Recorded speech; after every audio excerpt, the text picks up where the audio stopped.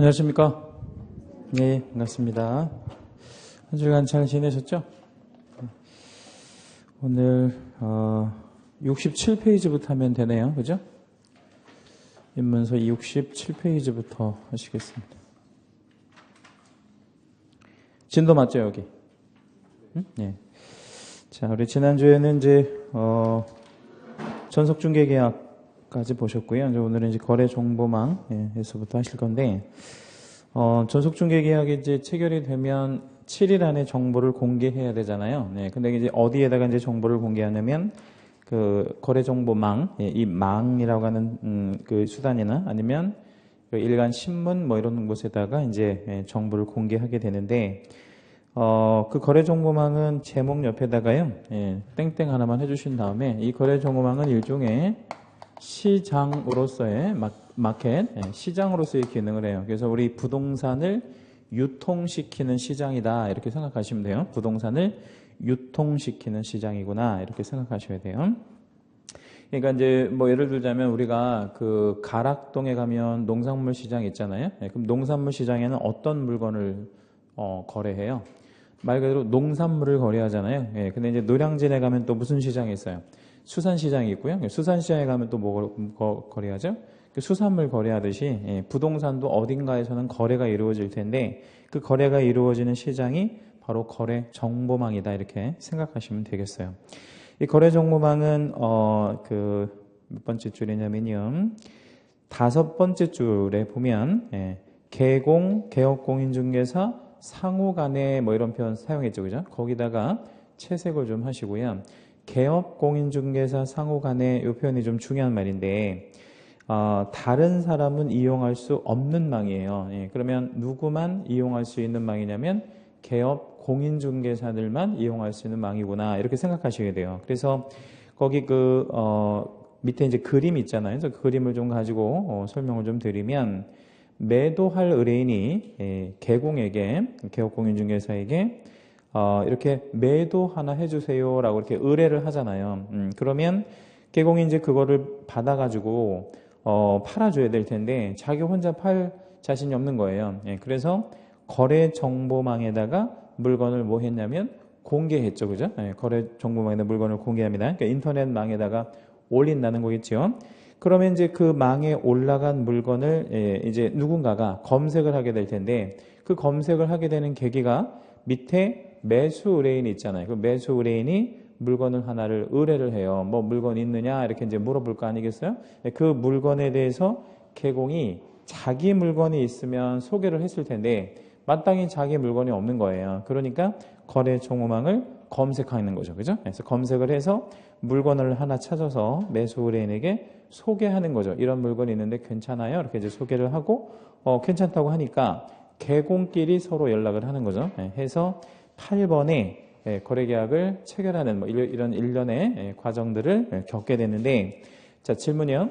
그 8번의 거래계약 체결 이렇게 나와 있죠, 그죠? 거기에 몇 사람이 모이게 되나요?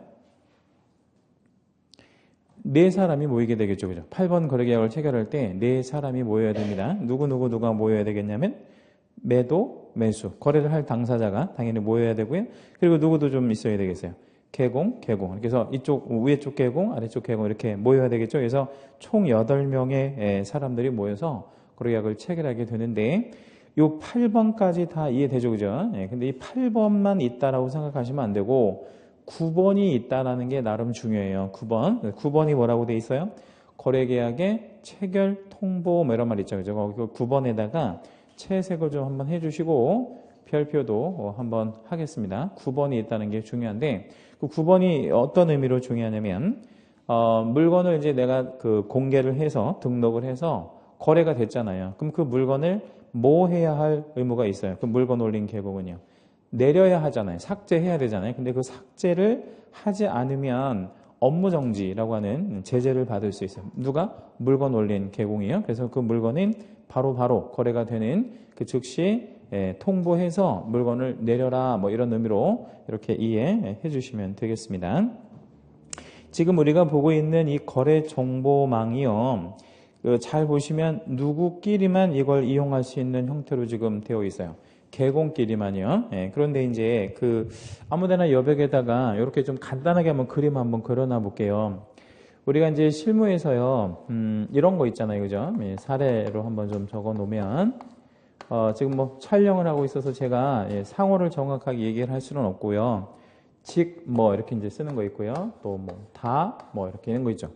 제가 뭐 하려고 하는지 대충 이해됩니까? 예, 이거 뭐 우리 TV 광고 이런 데 많이 나오잖아요. 그죠? 뭐 직땡, 뭐 다땡, 뭐 이런 거. 그리고 이런 거 말고도 되게 많잖아요. 네, 이런 어떤 그 인터넷 홈페이지도 있는데 이런 인터넷 홈페이지가 어떤 형태로 이제 그 거래가 이루어지는지 좀 잠깐 보여드리려고 해요.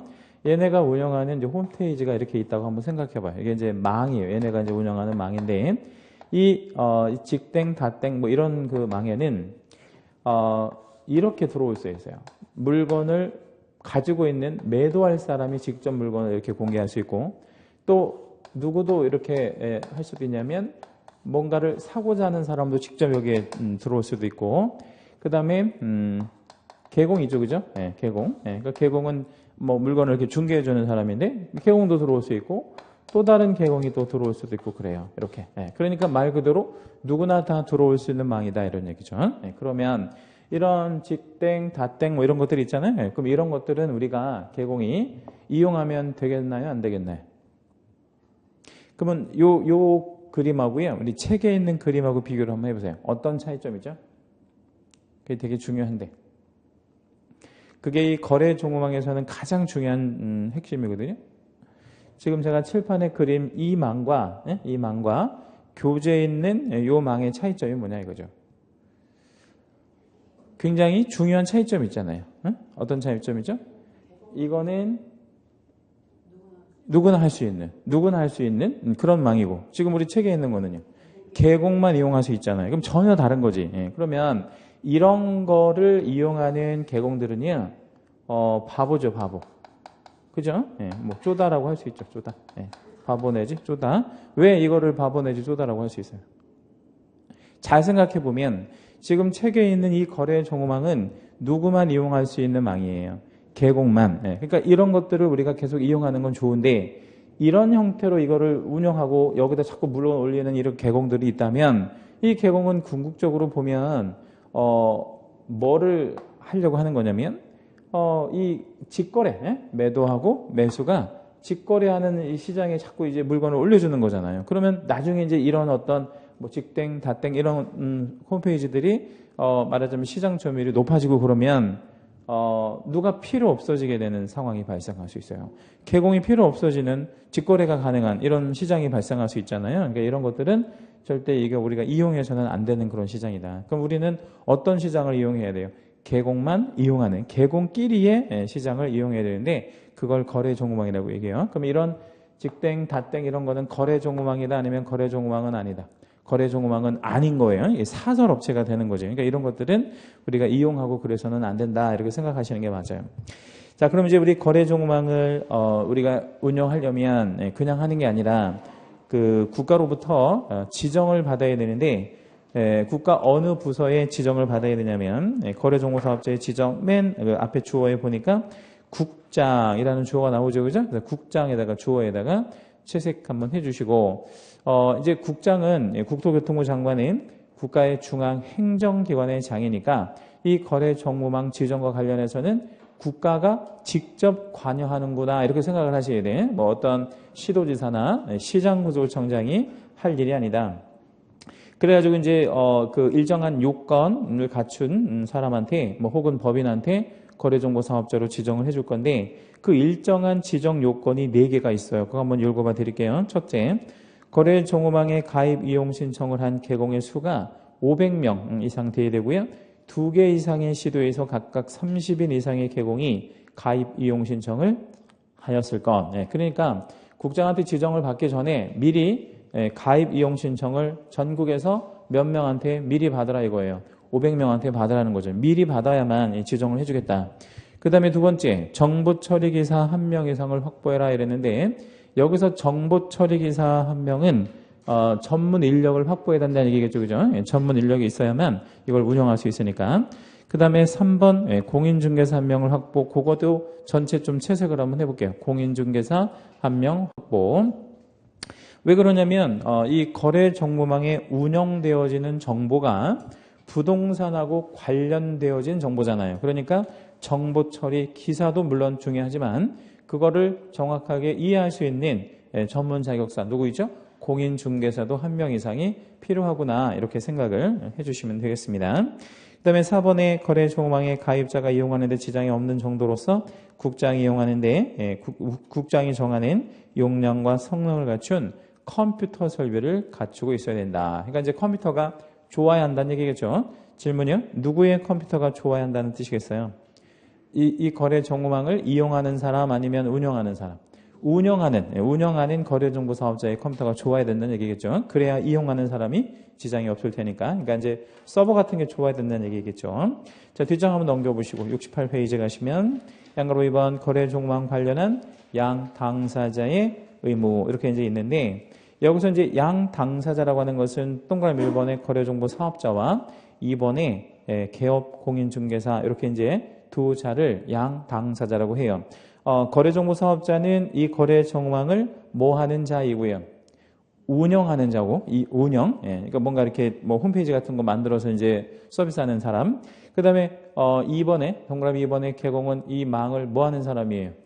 이용하는 이용자가 되는 거죠. 그래서 양 당사자라고 하는데 여백에다가 그림을 좀 하나만 그려놓기로 하겠습니다. 이제 거래정보 파트에서는요, 가장 중요하다고 볼 수 있는 게 이 거래정보망 관련한 당사자들이 있고 두 명이 있는데 이 당사자들의 의무를 좀 이해하는 게 제일 중요하고요.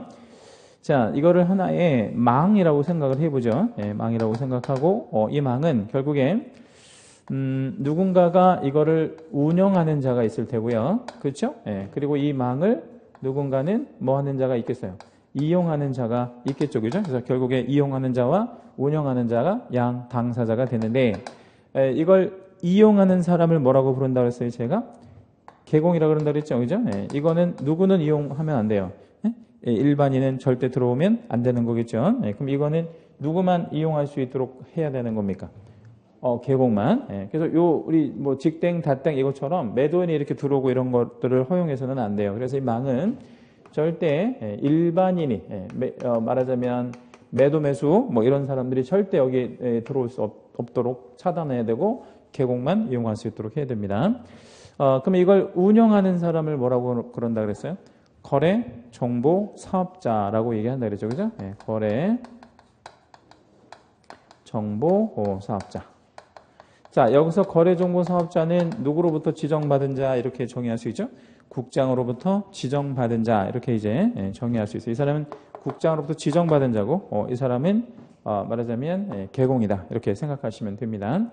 자, 그러면 이제 개공부터 한번 볼게요. 개공은요 이거를 이용하는 데 있어서 두 가지 의무를 부담하는데 첫째 거짓 정보 있죠, 그죠? 거짓 정보, 있지도 않은 정보 이런 것들을 공개해서는 안 됩니다. 그래서 이걸 거짓 정보 공개 금지, 그러니까 공개하지 마 이런 어떤 의무를 하나를 갖고 있고 또 한 가지 의무는 뭐냐면 아까 우리 그림에서 보셨는데 물건을 올려서 거래가 이루어지면 그 물건을 바로 뭐 하라 그랬죠? 내리라 그랬잖아요. 삭제하라 그랬잖아요. 그걸 이제 삭제하는 걸 뭐라고 표현을 하냐면 거래 사실의 통보의 의무다 이렇게 이제 얘기를 해요. 그래서 거래가 된 건은 바로바로 통보를 해서 내릴 수 있도록 해라 이런 얘기 되는 거죠. 그런데 자, 이건 뭐 두 개는 다 충분히 이해되고요. 요 두 가지 묶어가지고 요거 위반하면 하나라도 위반하게 되면 업무 정지를 받게 될 수 있어요. 누가? 개공이. 그래서 요게 좀 잘 나와요 시험에. 그래서 개공은 이거를 이용하는 과정에서 거짓 정보를 이제 올려도 안 되고 있지도 않은 물건 그리고 거래 사실이 생기면 발생하면 바로바로 통보를 해줘야 되는 그런 의무가 있다. 자, 그러면 이제 이거를 운영하는 거래정보 사업자한테는 어떤 의무가 있겠느냐 한번 좀 살펴보면 얘한테는 세 가지 의무가 있어요. 첫째는 하나여, 이제 제가 이제 좀 중요한 단어들만 한번 적어볼게요. 다르게 그리고 차별적 이렇게 지켜줘야 되는데 이거 하나씩 좀 설명을 드립니다. 하나여라는 말이 무슨 말이냐면요. 이 망은요, 이 거래정보망은 누구의 하나여 이용할 수 있도록 해야 하는 거예요. 개공의 하나여. 개공끼리만 이용할 수 있도록 해야 되잖아요. 근데 일반인들이 이거 이용하게 하면 안 된다는 거죠. 그러니까 이거는 하나여는 개공에 하나여 이용할 수 있도록 해라 이런 얘기 되는 거고, 그 다음에 다르게라는 건 무슨 뜻이냐면요, 개공이 이거를 이용하는 과정에서 어떤 물건에 대한 정보를 가령 7억 원으로 올린 거예요. 이거는 나 7억 원에 팔고 싶어 라고 이제 말하자면 손님한테 받았으니까 개공이 망에 올릴 때도 얼마로 올리겠어요? 7억에 올려야 되잖아요. 근데 7억에 올렸는데 거래정보 사업자가 다른 이런 망하고 비교해 보니까 너무 높거나 낮아. 그래서 자기 임의대로 그거를 뭐 8억으로 혹은 6억으로 이렇게 조정을 해서 올리면 안 된다는 얘기예요. 그래서 있는 그대로를 올려야 되고, 말하자면 어떤 정보의 어떤 그 수정 이런 거 하면 안 된다. 그래서 있는 그대로, 그러니까 다르게 하라는 게 아니라 다르지 않게 해라는 뜻이에요. 이건 이제 이거 하나에도 그렇게 하라는 얘기고, 다르게 하라는 뜻이 아니라 다르지 않게 하라는 얘기고,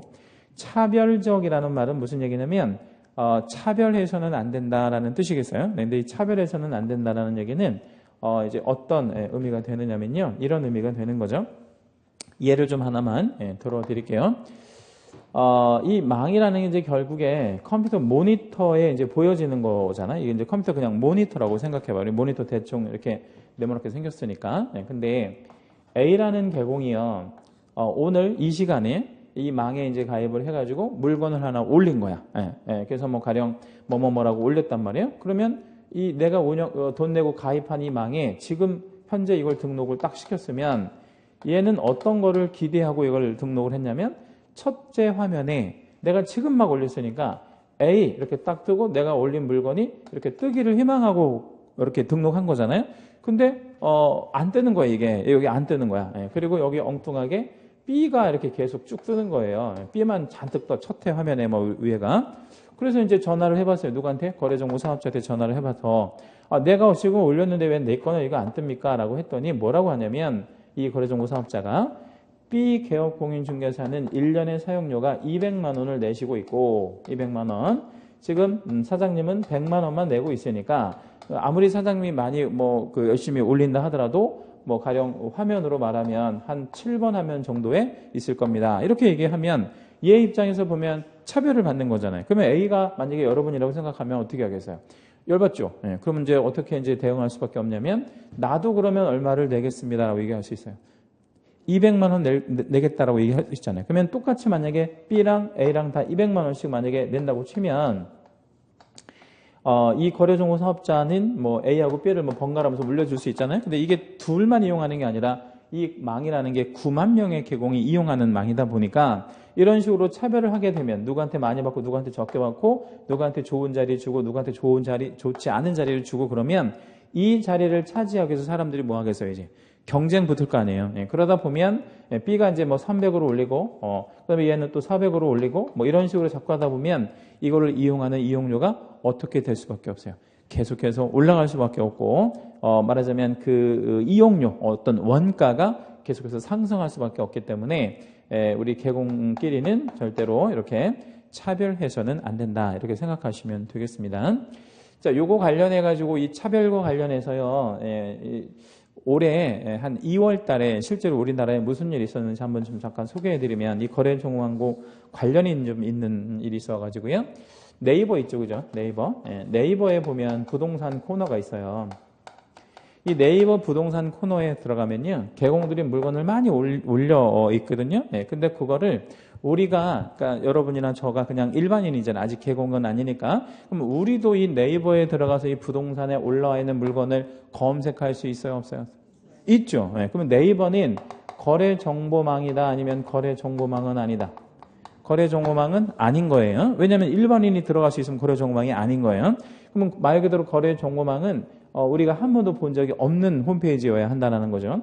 근데 네이버에서 이걸 운영하고 있는데, 워낙 많은 사람들이 여기에 이제 유입이 되니까 개공들이 여기다 물건을 많이 올린단 말이에요. 근데 어떤 일이 있었었냐면, 가령 A라는 개공이 여기다가 물건을 하나 이렇게 올리는데요, 건당 얼마를 받냐면 네이버에서 1,800원을 받아요. 하나의 물건을 올리는데, 일주일 동안 올리는데 1,800원의 돈을 받는다고. 근데 이 1,800원의 돈을 받고 물건을 그동안 올려왔는데, 갑자기 네이버에서 어떤 정책 하나를 발표했냐면, 우수 활동 개공을 선정해서 이 우수활동 개공한테는 좋은 자리를 주겠다. 이런 식으로 이제 정책을 발표한 거예요. 그래 놓고 이 우수활동 개공한테는 건당 1,800원에 2배가 되는 3,600원에 올려주겠다. 이렇게 이제 얘기를 한 거예요. 그러니까 말이 좋아서 우수활동 개공이지 그냥 얼마로 올리겠다는 거예요. 그냥 건당 3,600원으로 올리겠다고 얘기한 거예요. 근데 이제 개공들이 여기에 몇 명은 동조를 해서 나 그럼 우수활동 개공으로 해주세요라고 이렇게 신청한 사람도 있고 대부분의 개공들은 가만히 보니까 이 우수활동 개공에다가 만약에 개공이 3,600원을 주고 건당 물건을 올리기 시작하면 한 몇 달 지나면 또 뭐를 또 네이버에서 또 정책을 발표하겠어요. 우수활동 개공보다 뭐 가령 VIP 개공 뭐 이런 거 이제 선정해가지고 그때는 이제 얼마로 건당 받겠어요 이제 7,200원으로 받을 거 아니에요? 예, 이렇게 해놓고 또 이제 한 몇 달 있다 보면 또 이제 정책을 바꿔가지고 이제 뭐를 하겠어요 이제 뭐 베스트 개공 뭐 이런 식으로 해가지고 뭐 14,400원 뭐 이런 식으로 해서 건당 올릴 거 아니에요? 이거 뻔한 거 아니에요? 네이버가 이렇게 해서 큰 회사니까 그러면 이렇게 하게 되면 자꾸 이 차별 이제 이 업체에서 이제 개공끼리 차별을 두고 이용료를 자꾸 올리게 되면 개공들이 좋은 것 같지만 결국에는 이용료가 기하급수적으로 올라가는 거잖아요. 이 원래 1,800원도요. 원래는 무료였었거든요. 이게 무료였다가 지금 건당 1,800원으로 바뀐 거란 말이에요. 그러니까 이거를 자꾸 내주면 안 되기 때문에 이런 것 자체를 국가가 미연에 이제 요것들을 방지시키는 거죠. 그래서 이거는 하나여 다르게 차별적 뭐라도 하나라도 걸리면 이 거래정보사업자가 갖고 있는 가장 무서워하는 부분이 뭘까요?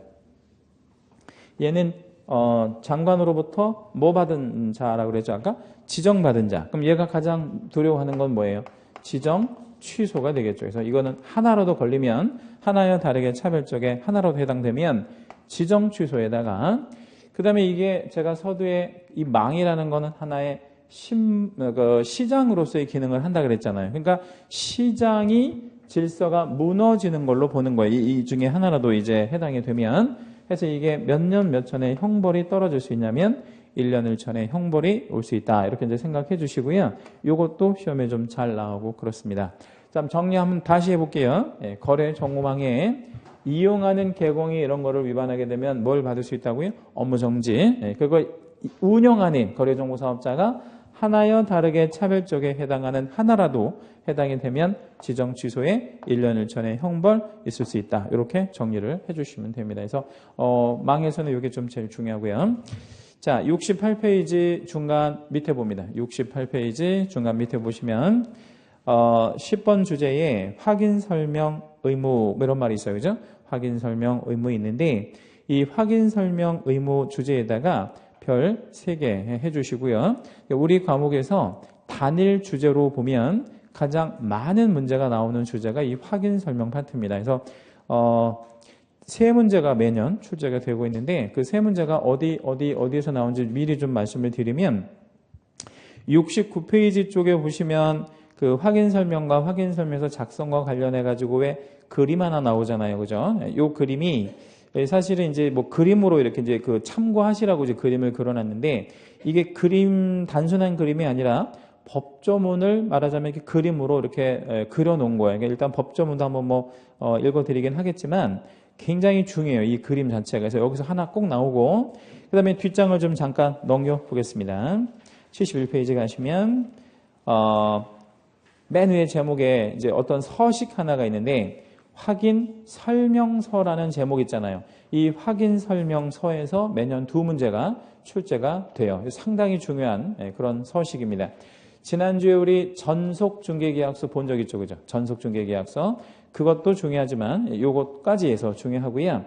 우리 과목에서 서식 쪽에서 문제가 3개 내지 4개 정도 문제가 나오는데 지난주 배우셨던 전속중개계약에서 하나 나오고 지금 보려고 하는 확인설명서에서 2문제 매년 나오고 그 다음에 한 다음 주 정도에 보실 것 같은데 부동산 거래 신고서라는 게 있어요. 부동산 거래 신고서. 그 신고서 파트에서 한 문제 뭐 해가지고 전체적으로 서식 쪽에서만 한 4개 정도 그 정도 출제가 되어집니다. 자, 일단 확인 설명 다시 앞으로 넘겨가지고요. 확인 설명이 어떤 의미인가를 한번 실무적인 개념으로 한번 설명을 좀 드리고요. 그리고 한번 시험용으로 정리를 한번 해보도록 하겠습니다. 이 확인 설명이 어떻게 이루어지냐면 사례 하나 드릴게요.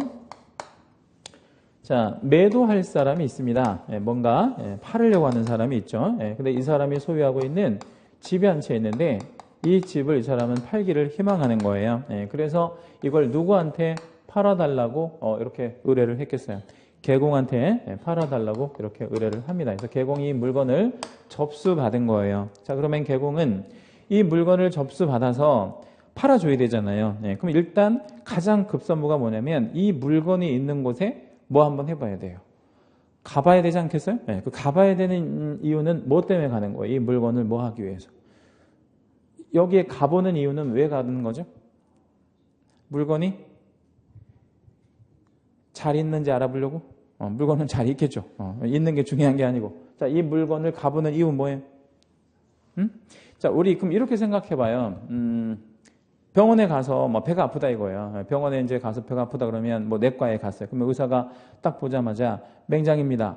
뭐 이렇게 뭐 위염입니다. 이렇게 얘기하고 바로 뭐 약 먹어야 돼요. 뭐 이렇게 얘기하지는 않잖아요. 혹은 수술합시다 이렇게 얘기하지 않고 아프다 그러면 뭐 진찰도 하고 뭐 청진기도 대보고 그래서 좀 의심스럽다 그러면 뭐 해보죠? 우리 저 사진 같은 거 찍어보잖아요. 뭐 CT를 찍어보든 뭐 MRI 찍어보든 뭐 찍어보잖아. 그 찍어보는 게 왜 그러는 거예요?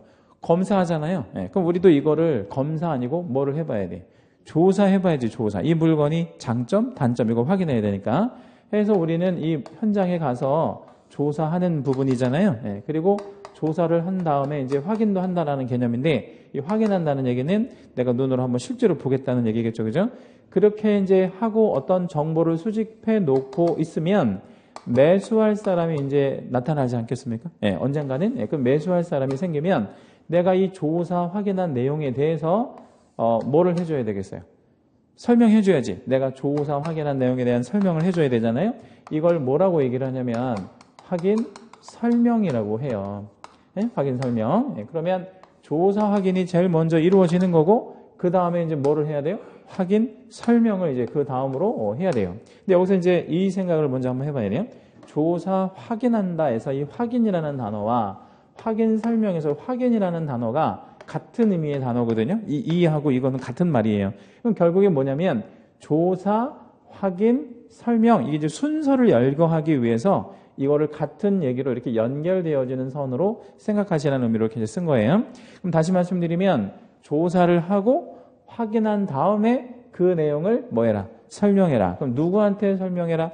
매수할 사람한테 설명해라. 이 매수할 사람은 앞으로 수업 시간에는 권리를 취득할 사람이라 이렇게 이제 부를 거예요. 그래서 이걸 취득 의뢰인이라고 얘기를 합니다. 그러면 이제 취득 의뢰인이 이제 지금부터 되게 조금 어려울 수 있는 얘기가 나옵니다. 매수인이요. 설명을 이제 쭉 들어보니 이 개공에 대한 설명을 들어보니 가격부터 시작해서 뭐 설명을 다 들었을 거 아니에요. 근데 굉장히 괜찮은 거야. 이 물건을 내가 사고 싶어요.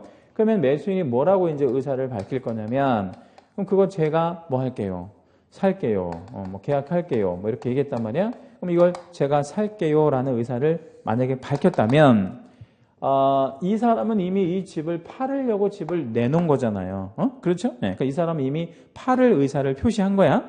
그리고 이 사람의 설명을 듣고 말하자면 제가 뭐 한다 이렇게 했어요. 살게요라는 의사를 밝혔잖아요. 그러면 이게 바로 뭐예요? 그러니까 이 사람은 팔게요라고 하는 팔아주세요. 이거 내가 팔 거예요. 팔게요라는 의사를 밝혔고 얘는 이거를 살게요라는 의사를 밝혔잖아요. 그럼 이게 뭐냐고 이 의사가 승낙의 의사죠. 그러니까 여기서 청약의 의사와 승낙의 의사가 지금 합치가 된 거잖아요. 그럼 이렇게 합치가 된 거를 뭐라고 표현할 수 있어요? 의사의 합치, 의사의 합치. 이걸 뭐라고 하냐고? 두 자로, 두 글자로. 계약이라고 그러죠. 의사의 합치, 계약이 이루어진 거다. 이렇게 생각하시면 돼. 자, 봐요. 설명을 들은 매수인이 제가 살게요라고 얘기했습니다. 이 제가 살게요라는 어떤 의사 표시에 합당한 개공의 답변을 한번 찾아보세요. 객관식입니다. 1번, 2번. 얘가 제가 살게요라고 했을 때 올바른 개공의 대화는 뭐냐? 1번 다시 한번 생각해 보시죠. 2번 생각 잘 하셨어요. 자, 몇 번이 올바른 거예요? 2번이 올바른 거지. 그럼 여기서 다시 한번 생각해 보세요라고 하면 안 되는 거예요. 왜 안 되냐면 얘는 뭐 한다고 했으니까요. 사겠다고 했으니까 잘 생각했다고 이제 요도하고 매듭을 져줘야 되잖아요. 그죠? 네. 그럼 이 얘기는 무슨 얘기냐면 제가 살게요라고 하는 표현이 개공한테는 더 이상 할 게 없다는 뜻이에요. 이거 사겠다는데 어떻게 할 거야? 내가 다시 생각해 보여라고 할 수는 없잖아. 그러니까 이거를 뭐라고 표현을 하냐면 중개 완성이라고 표현을 해요. 중개 완성. 이걸 왜 중개 완성이라고 하냐면 우리는 당사자가 거래를 할 수 있도록 뭐 해주는 사람이에요? 도와주는 사람이잖아. 알선해주는 건데 그 사람이 사겠다는데 우리가 뭐라고 얘기하겠어요. 네. 그럼 이렇게 해서 이제 매듭을 져줄 건데 어떻게 매듭을 져줄 거냐면 이제 이 사람하고 뭐 할 수 있도록 해줘야 되겠어요? 계약할 수 있도록 해줘야 될 거 아니에요. 예, 그래서 이제 이 사람하고 계약을 할 수 있도록 하는데 이미 계약은 이루어졌다고 얘기했잖아요. 그러니까 뭐를 써주는 게 이제 중요해. 계약서. 근데 이 계약서를 써주기 전에 내가 앞에서 확인 설명한 내용이 있잖아요. 이걸 다시 한번 써줘야 돼요. 이걸 확인 설명서라고 얘기를 해. 이거 이제 번호로 말하면 3번이 되는 거고요. 그리고 가장 마지막에 뭐를 써주는 거냐면 거래 계약서를 써주는 거예요. 요거까지 해야 이제 우리 중개 활동에서 그 개공의 의무를 다한 거예요. 다만 중개 완성은 이때 이루어진다. 당사자의 의사가 합치되는 순간. 그럼 이제 요거를 한번 구체적으로 한번 풀어볼게요. 확인 설명이라고 하는 거를 여기서 한번 하잖아요. 그렇죠? 여기서 한번 하는데 이거는 완성 전에 해요? 완성 후에 해요? 완성 전에 하죠. 자, 이거는 권리를 뭐 할 사람한테 해요? 취득할 사람한테 하죠. 구두로 해요? 아니면 서면으로 해요? 구두로, 말로 하죠. 내가 구두로 설명을 했잖아요. 구두에 의한 일방에 대한 설명을 확인 설명이라고 해요. 그럼 내가 살게요 라고 하는 의사를 밝히면, 다시 말씀드리면 중개가 완성되면 확인 설명했던 내용을 뭘로 다시 한번 써주라고 그랬죠? 서면으로. 이걸 뭐라 그래? 내자로 확인 설명서라고 얘기해요. 이 서자 하나 붙였다는 거죠. 서면으로 한번 해줘. 그런데 이 확인 설명서는 완성 이후에 하잖아요. 그러면 이 확인 설명서는 누구한테 줘야 되느냐? 이게 또 문제가 되는 거지. 그러면 이 확인 설명서는 당연히 매수인한테는 줘야지. 그죠? 근데 이 확인 설명서를 매도인한테도 줘야 되겠나? 아니면 매도인은 필요 없나 생각을 해봐요. 그럼 이거는 이런 생각을 해보시면 돼. 자, 거래계약서는 썼다면 매수인도 줘야 되겠죠? 매도인도 줘야 돼? 네. 왜냐면 거래계약서는 매도도 필요하니까 양도신고할 때 들어가야 되니까 얘는 등기할 때 필요하고 그럼 확인설명서는 얘한테도 줘야 되는 이유가 있는데 왜 줘야 되냐면 자 가령 매도인이 살고 있는 이 집을 얘한테 팔을 건데 이 집에 하자가 몇 개가 있어요. 하자가 몇 개가 있다고 그 하자에 대해서 개공한테 얘기를 했고 그 하자에 대해서 얘가 개공이 얘한테 설명을 한 거야.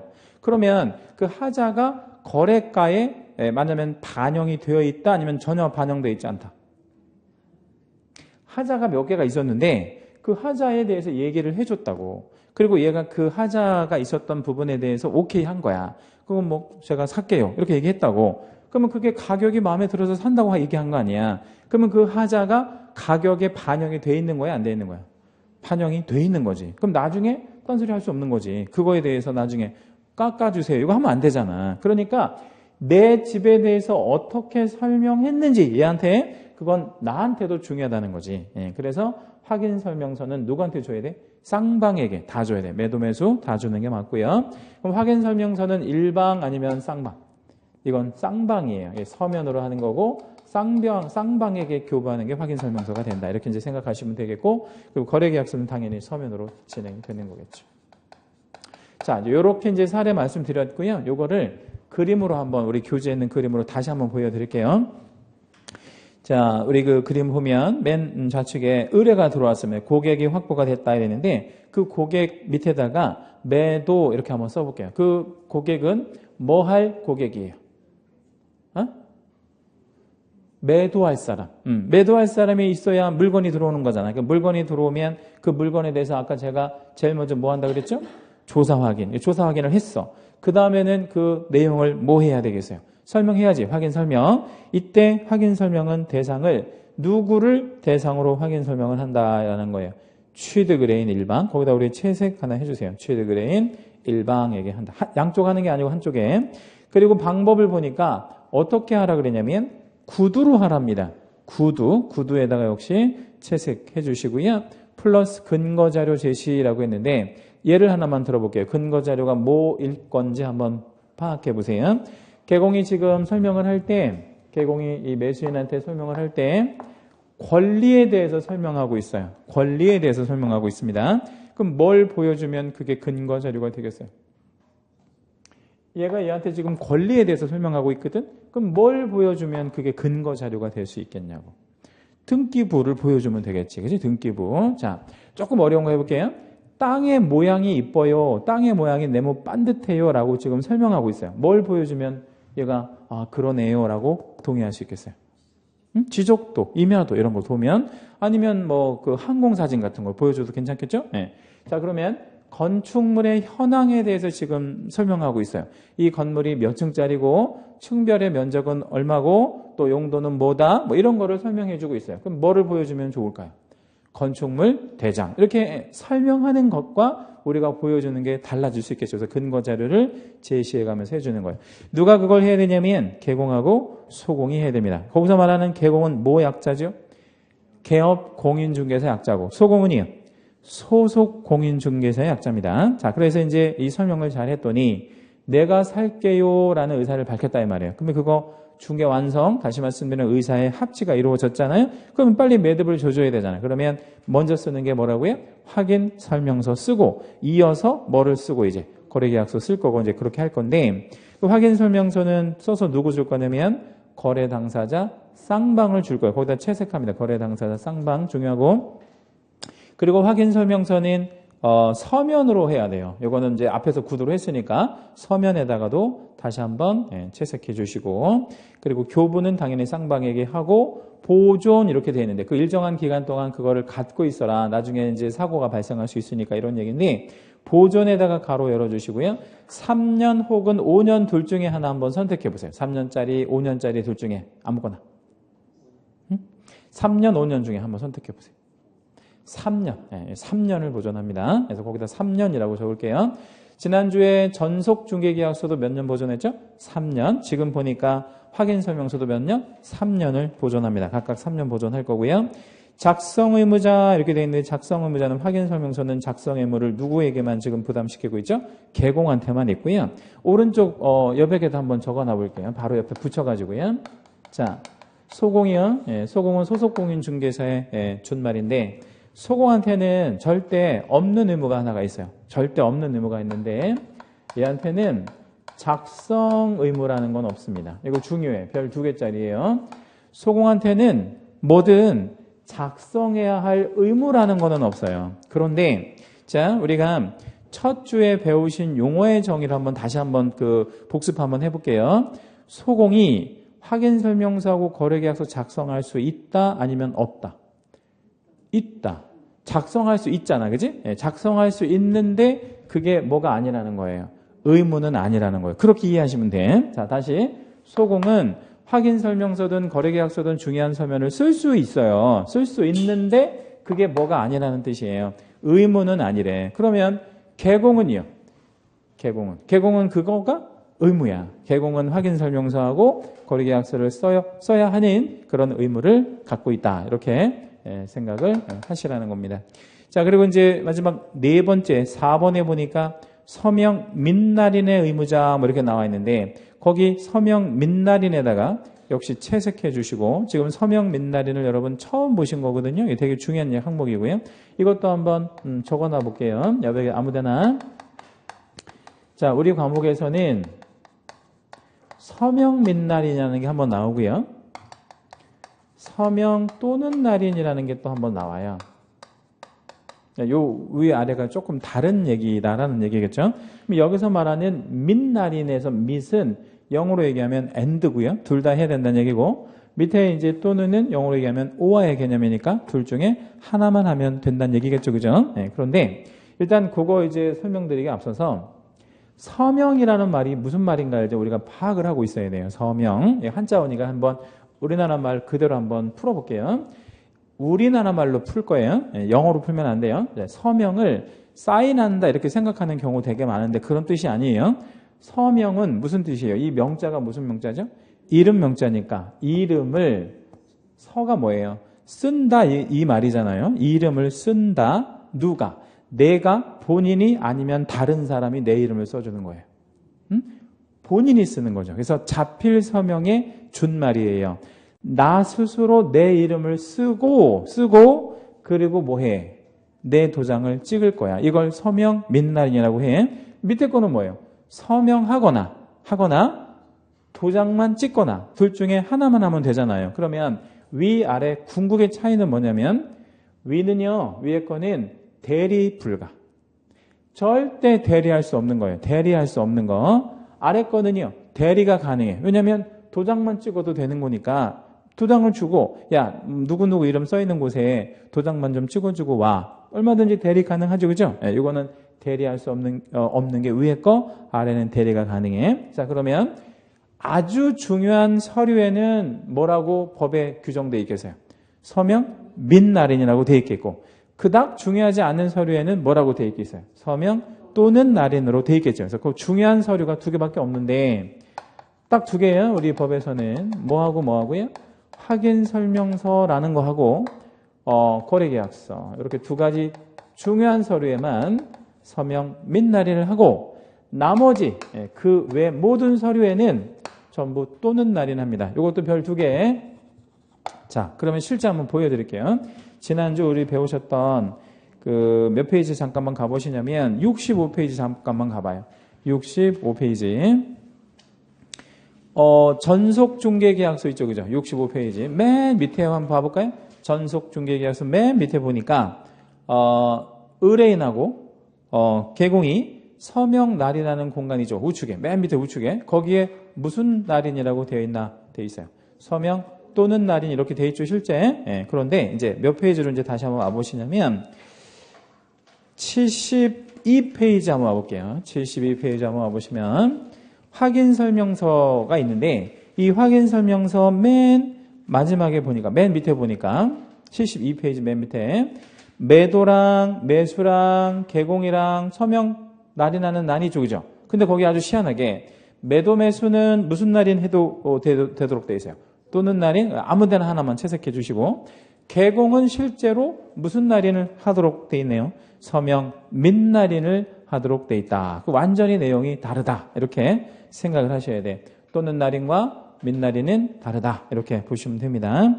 다시 이제 앞장 넘겨오시고요. 69페이지. 자, 그러면 서명 민날인을 그러면 누구 보고 지금 하라는 얘기냐? 4번 밑에입니다. 당연히 개공이 해야 되겠죠. 그런데 소공도 서명 민날인을 해야 됩니다. 그래서 개공하고 소공까지 같이 서명 민날인을 해야 된다. 이렇게 이제 정리를 좀 해주시면 되겠고요. 요 내용이 매년 출제가 하나가 이루어지기 때문에 아주 중요하다 이렇게 생각하시면 되겠어요. 자, 일단은 우리 교재에 있는 그림을 다시 한번 좀 여기다 좀 옮겨 적으면 중요한 포인트 한번 다시 잡아드리려고 해요. 중간에 이제 중개 완성이라는 사건이 생기고요. 요렇게 한번 동그라미 되어 있고 요렇게 한번 동그라미 되어 있죠, 그죠? 요렇게 하는 내용을 네 글자로 뭐라고 표현해요? 앞에서 하는 거, 완성 전에 하는 거, 확인 설명이라고 하고 오른쪽에 하는 거를 5글자로 뭐라고 하죠? 확인 설명서라고 해요. 그럼 만약에 시험 지문에 개공이 확인 설명을 하는 때 이렇게 만약에 시험 지문에 나왔어요. 그러면 왼쪽을 얘기하는 거예요. 그렇죠? 자, 만약 이번에는 개공이 확인 설명서를 작성하는 때라고 하면 이건 오른쪽을 말하는 거예요. 전혀 다르다고. 시기랑 대상이랑 방법이랑 다 다르기 때문에 4자로 확인 설명과 5자로 확인 설명서를 잘 구분할 줄 아셔야 된다는 거. 자, 한번 이제 70페이지로 한번 넘어가 볼게요. 이 70페이지에 이제 가보시면 그 확인 설명서 서식이라는 거에 대한 뭐 간단한 언급을 좀 이렇게 해놓고 있는데 그 밑에서 네 번째 줄입니다. 그러하지 아니하다 다음에는 그 중개대상물 확인 설명서는 모두 4가지 서식이 있다 이렇게 돼 있잖아요. 그 확인 설명서 서식이 4개가 있는데 첫째 확인 설명서 노마자 1번 해가지고요. 주거용이라고 하는 게 있잖아요. 주거용에다가 한번 채색 한번 해볼게요. 그리고 이제 주거용 서식은 제가 그 다음 시간에 한번 보여드릴 거예요. 실제로 어떻게 생겼는지 오른쪽에 있으니까. 근데 여기는 이제 입문서기 때문에 주거용만 실어놓고 그 비주거 이런 건 이제 안 실었다면 기본서에 이제 다 실려 있을 텐데 확인 설명서 2번 서식에 무슨 용이라고 되어 있어요. 비주거용, 비주거용 채색합니다. 비주거용에는 어떤 게 들어가겠나 생각해봐요. 상식적으로. 우리가 거래 많이 하는 물건 중에 비주거용 하면 어떤 게 들어가겠나? 뭐 상가, 뭐 공장 이런 거 들어가겠죠, 그죠? 오피스텔 뭐 이런 게 들어갑니다. 그 다음에 확인 설명서 3번 서식에 있는데 무슨 용이 있어요? 토지라고 되는 거죠. 토지용. 그래서 토지에다가 우리 채색해 주시고, 이 토지라는 건 이제 뭐냐면 땅만 나온 거. 그럼 우리가 땅만 중개하는 경우도 있습니까? 예. 그러니까 우리가 토지랑 건물이랑 같이 중개하는 경우도 흔하게 있지만 토지만 중개하는 경우도 있겠죠. 뭐 농지라든가 뭐 임야 뭐 이런 거는 토지만 거래하잖아요. 그런 거 당연히 있겠고. 그다음에 노마자 4번에 임목 광업재단 공장재단 그것도 한번 채색해 볼게요. 예, 임목에서부터 공장재단까지. 이건 특수한 중개 대상물이라고 봐야 되는데 임목을 뭐라고 정의하냐면 등기된 수목의 집단. 그러니까 이제 등기된 나무를 이제 임목이라고 얘기하죠. 그러니까 우리가 이제 임목 같은 것도 중개할 수 있는데 그거를 이제 4번 서식에다 적는다. 이렇게 이제 보시면 되겠고요. 자, 어찌됐든 간에 서식은 4가지 서식이 있는데 시험에 가장 잘 나오는 서식은 1번 서식. 주거용이 뭐 단연 잘 나오고 그동안 이쪽에서 나온 기출문제가 한 20개 정도 될 거예요. 굉장히 많이 나왔었는데 여기서 한 그 주거용에서 한 20개면 한 15개 정도 문제 나왔고요. 한 거의 90%. 나머지 한 뭐 10% 정도는 그 비주거용에서 한번 나온 적이 있고, 토지에서 한번 나온 적이 있고, 나머지는 이제 임목이랑 이런 거는 나온 적은 없고 그래요. 아무튼 그래서 주거용 확인 설명서가 단연 중요하다. 이렇게 이제 생각하실 거고, 요거는 좀 쉬었다가 다음 시간에 보도록 하겠습니다.